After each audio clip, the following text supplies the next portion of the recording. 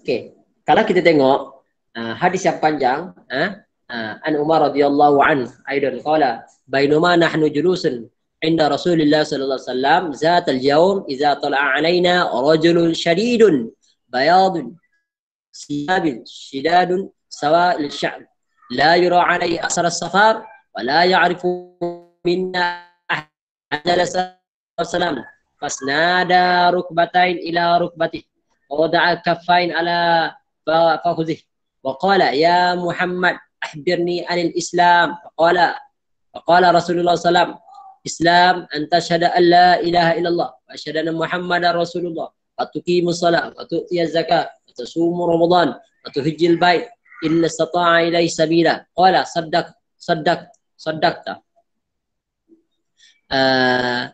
فأجبنا له يسأله ويصدقه قال فأخبرني عن الإيمان قال أن تؤمن بالله وملائكته وكتبه ورسله واليوم الآخر وتؤمن بقدر خير وشر قال صدقت قال فأخبرني عن الإحسان قال أن تعبد الله كأنك تراك فإن لم تكن تراك فإن الله يراك قال فأخبرني عن الساعة قال ما المسؤول عنه بأعلم من السائل قال فأخبرني أمارتها قال أن تلد الأمانة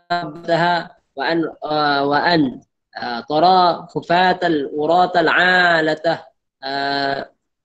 رعاء الشاء يتآولون في البنيان ثم انطلق فلبست من مليا ثم قال يا عمر أدري من السائل قلت الله ورسوله أعلم قال فإنه جبريل أتاكم يعلمكم دينكم. Dalam hadis ini, hadis yang panjang, agak panjang sedikit. Ketika mana Umar menceritakan, dia kata apa? Satu hari kami duduk bersama dengan Nabi Sallam, datang seorang laki-laki yang bersangatan putih bajunya dan bersangatan hitam rambutnya dan tak nampak pun kesan padanya pada musafir.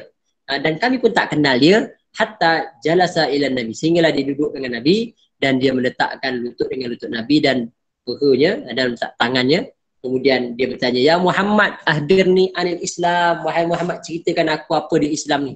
Maka Nabi pun menjawab, faqala Rasulullah SAW, Islam anta syahada, hendaklah engkau bersaksi la ilaha illallah, tidak ada Tuhan yang berhak sebenar disembah kecuali Allah, anna Muhammadan, dan bersaksi Muhammad itu adalah utusan Allah.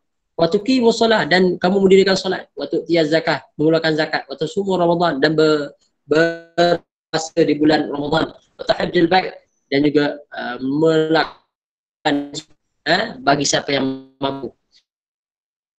Maka dia pun kata, engkau betul. Fa ajibna lahu, kami pun pelik. Umar kata kami pelik. Yas'aluhu wa yusaddiquhu, dia tanya dia benarkan. Allah. Kemudian dia tanya lagi, fa'akhbirni anil iman, ceritakan aku apakah dimasukkan dengan iman. Qala anta min billah, hendaklah engkau menyembah Allah, beriman dengan Allah, beriman dengan malaikat, kitab-kitab, rasul-rasul, hari akhirat, dan juga beriman dengan qadri khair wa syarr, beriman dengan qada yang baik dan qada yang buruk. Qala saddaqta, engkau betul. Qala, dan dia tanya lagi, fa'akhbirni anil ihsan. Qala an ta'budallah, hendaklah engkau menyembah Allah ka'annaka tara, seolah-olah engkau nampak Allah. Fa illam takun tara, dan sekiranya engkau tak nampak Allah, fa innallaha yara, sesungguhnya Allah Taala itu nampak kamu. Fa akhbirni anis sa'ah, dan ceritakan kepada kami bilakah kiamat. Maka Nabi pun kata, mas'ul anha bi'alam minas sa'il, lebih tahu daripada orang yang ditanya. Kalau macam tu, fa akhbirni anil amarah, kalau macam tu bagi tahulah, tak ada tandanya. Talidul amanata rabbataha, maknanya antara lainnya iaitulah tanda hari kiamat itu apabila kita kata ibu-ibu melahirkan tuan, maknanya anak yang derhaka lah ni dalam konteks ini, dan juga orang berlumba-lumba untuk meninggikan yang tak ada pakaian sebagainya jadi kaya, meninggikan bangunan. Maka lepas tu dia berlalulah pergi. Kemudian Umar tanya, ya Umar, Nabi tanya Umar, wahai Umar, kau tahu tak siapa yang datang tadi tu? Yang tanya tu siapa? Fakultu Allahu a'lam wa rasuluhu a'lam. Qultu Allah wa rasuluhu a'lam. Allah dan Rasul yang tahu. Maka dialah Jibril atakum, datang kepada kamu, yu'allimukum dinakum, yang datang kepada kamu mengajarkan kamu. Moral of the story-nya banyak sebenarnya hadis ni. Tapi kita nak tengok hubungan antara Islam, iman dan ihsan.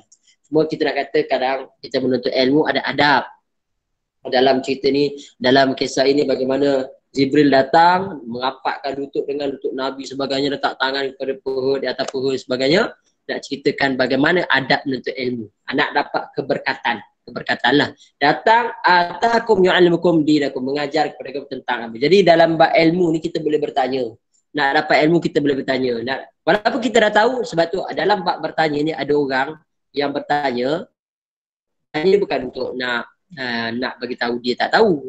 Dia nak bagi tahu ada orang bertanya supaya orang lain memuji tok guru ni tahu ke tidak tahu. Dia memuji tok guru pun ada juga. Jadi kita apabila orang bertanya antara salah satu tiga tadilah, ini kena perhalus sikit. Kita tengok sedikit apa yang dimasukkan dengan hadis ini, hadis yang panjang yang kita ada sebut tadi. Maka apakah hubungan antara iman, Islam, iman dan ihsan? Daripada hadis yang menerangkan di atas, bergantung antara satu sama lain. Antaranya Ibn Taymiyah mengatakan maknanya bila dibandingkan dengan iman, maka ihsan lebih luas. Cukuplah bila ditinjau dari substansinya saja, dan lebih khusus daripada iman bila ditinjau dari orang yang disampaikan pada darjah ihsan, sedangkan iman lebih luas daripada Islam bila ditunjuk substan dia punya tugasan yang tadi tu lebih khusus daripada Islam bila ditinjau dari orang-orang yang mencapai darjat iman. Iman darjat orang tak sama. Kalau kita tengok darjat orang, antaranya darjat orang Islam, Muslim, naik sikit darjat dia iaitu dipanggil mukmin, orang beriman. Naik sikit darjat dia dipanggil muhsin, orang yang buat baik. Dan naik darjat dia sikit dipanggil muttaqin, orang yang bertakwa. Naik darjat dia sikit dipanggil muslihin, orang yang soleh. Selepas bertakwa dia soleh. Naik sikit darjat dia dipanggil musaddiqin, maknanya darjat orang yang membenarkan, macam Sayyidina Abu Bakar As-Siddiq dapat gelaran sebagai musaddiq ataupun as-siddiq yang membenarkan. Dan yang tertinggi sekali dipanggil musyahidin, golongan penyaksian. Golongan penyaksian maksudnya syahadah. Mana ini yang paling tinggi. Kenapa kesaksian? Sebab tu Allah Ta'ala memanggil orang yang mati syahid itu syahadah. Sebab apa? Ini golongan yang paling tinggi. Dia adalah kategori yang mana tak ada apa dan nilai dunia, dia hanya berjuang, berkorban, berjihad jalan Allah Ta'ala sehingga mati. Itu dah sempadannya. Mana sempat bukti kecintaan daripada Allah sehingga dia sanggup mati. Inilah paling tinggi darjat syahadah.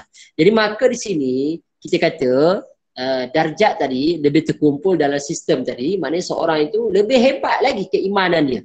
Mana tinjau lebih khusus darjat iman, maka dalam setiap ihsan, maknanya ihsan kita kata dalam arti kata dalam konteks ini ihsan ni anta abudallah ka'annaka tarak, hendaklah engkau beribadat kepada Allah Ta'ala. Itu dalam konsep ihsan.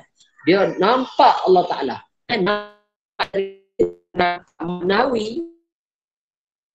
Nampak dalam arti kata dibuat tu confident level ya. Allah Ta'ala perhatikan dia. Ini kena penting ya. Sehingga orang bersifat ihsan lebih istimewa daripada orang mukmin yang lain, dan orang mukmin juga lebih istimewa dengan muslim yang lain. Ini darjat. Dalam konteks ini seolah-olah diklasifikasikan 3 darjat. Darjat Islam, darjat iman, darjat ihsan. Tapi Ustaz sebut tadi ada sekurang-kurang 8 darjat. Darjat Islam, darjat iman, darjat ihsan, darjat taqwa, darjat soleh. Darjat soleh, lepas tu ada darjat membenarkan ataupun siddiq, lepas tu darjat musyahadah. Syahadah, kesaksian tadi ya, Ustaz sebut kesaksian tadi. Alright. Ini yang nak dibandingkan kepada hubungan antara iman, Islam, iman dan ihsan. Ihsan makam tertinggi kalau kita klasifikasikan pada 3 kategori ini. Tapi kalau kita klasifikasikan pada 6 kategori atau 7 kategori yang Ustaz sebut tadi, apa dia? Muslim, mukmin, mukmin, muhsin, muttaqin, musaddiqi, muslihin, musaddiqin, musaddiqin, musyahidin. Tujuh level tadi. 7 level tadi lah. Itu contoh lah. Alright.